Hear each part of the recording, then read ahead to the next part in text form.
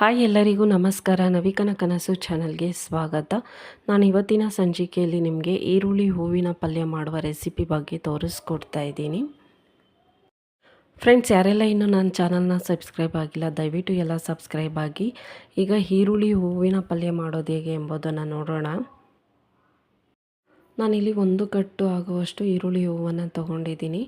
ಇದನ್ನು ನೀಟಾಗಿ ಕ್ಲೀನ್ ಮಾಡಿಕೊಂಡು ತೊಳೆದು ಹಚ್ಚಿಟ್ಕೊಂಡಿದ್ದೀನಿ. ಮತ್ತು ಇನ್ನೊಂದು ಕಡೆ ನಾನು ಬಾಣಲಿನ ಕಾಯೋದಕ್ಕೆ ಇಟ್ಟಿದ್ದೆ. ಹಾಗೆ ಬಾಣಲಿ ಕಾದಿದ್ದಾದಮೇಲೆ ಒಂದು 4 ಟೇಬಲ್ ಸ್ಪೂನ್ ಆಗುವಷ್ಟು ಅಡುಗೆ ಎಣ್ಣೆನ ಇದರಲ್ಲಿ ಹಾಕ್ಕೊಂಡಿದ್ದೀನಿ. ಎಣ್ಣೆ ಕಾದಿದ್ದಾದಮೇಲೆ 1 ಟೇಬಲ್ ಸ್ಪೂನ್ ಆಗುವಷ್ಟು ಸಾಸಿವೆನ ನಾನು ಇದರಲ್ಲಿ ಹಾಕ್ಕೊಳ್ತಾ ಇದ್ದೀನಿ.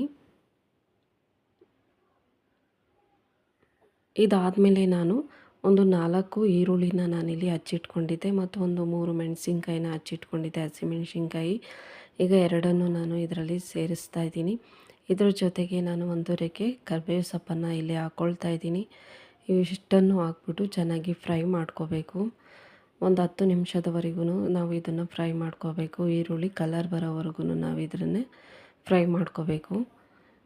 ಈರುಳ್ಳಿ ಕಲರ್ ಬರೋವರೆಗೂ ನಾವು ಇದನ್ನು ಫ್ರೈ ಮಾಡಿಕೊಂಡ್ರೆ ಟೇಸ್ಟು ತುಂಬ ಚೆನ್ನಾಗಿರುತ್ತೆ ಪಲ್ಯ.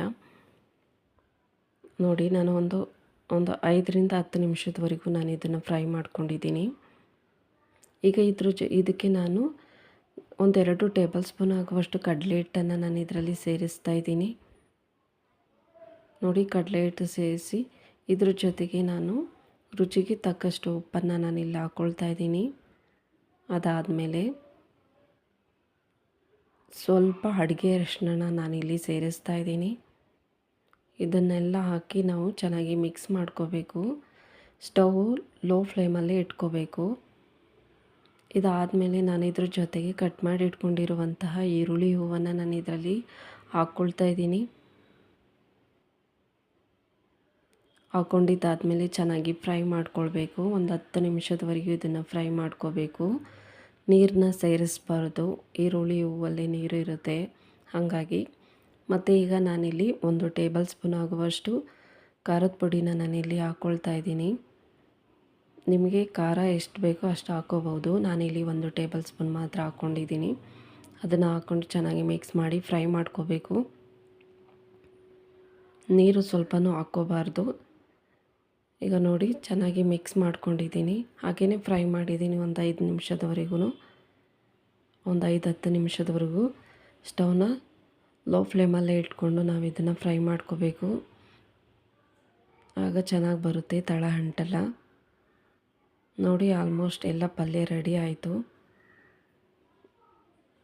ಈಗ ನೋಡಿ, ಪಲ್ಯ ರೆಡಿ ಆಗಿದೆ ತಿನ್ನೋದಕ್ಕೆ. ಈಗ ನೋಡಿ, ನಾನು ಒಂದು ಬೌಲ್ಗೆ ಸರ್ವ್ ಮಾಡ್ಕೊಂಡಿದ್ದೀನಿ ಪಲ್ಯ. ನೋಡಿ ಎಷ್ಟು ಚೆನ್ನಾಗಿದೆ. ಟೇಸ್ಟ್ ಮಾತ್ರ ತುಂಬ ಚೆನ್ನಾಗಿದೆ ಫ್ರೆಂಡ್ಸ್. ನೀವು ಒಂದು ಸರಿ ನಿಮ್ಮ ಮನೇಲಿ ರೆಸಿಪಿನ ಟ್ರೈ ಮಾಡಿ, ತುಂಬ ಚೆನ್ನಾಗಿ ಟೇಸ್ಟ್ ಬರುತ್ತೆ. ಫ್ರೆಂಡ್ಸ್, ಈ ರೆಸಿಪಿ ನಿಮ್ಗೆ ಇಷ್ಟ ಆಗಿದ್ದರೆ ಲೈಕ್ ಮಾಡಿ, ಕಮೆಂಟ್ ಮಾಡಿ, ಶೇರ್ ಮಾಡಿ. ಹಾಗೆ ನನ್ನ ಚಾನಲ್ನ ಸಬ್ಸ್ಕ್ರೈಬ್ ಮಾಡಿ ಫ್ರೆಂಡ್ಸ್. ಧನ್ಯವಾದಗಳು.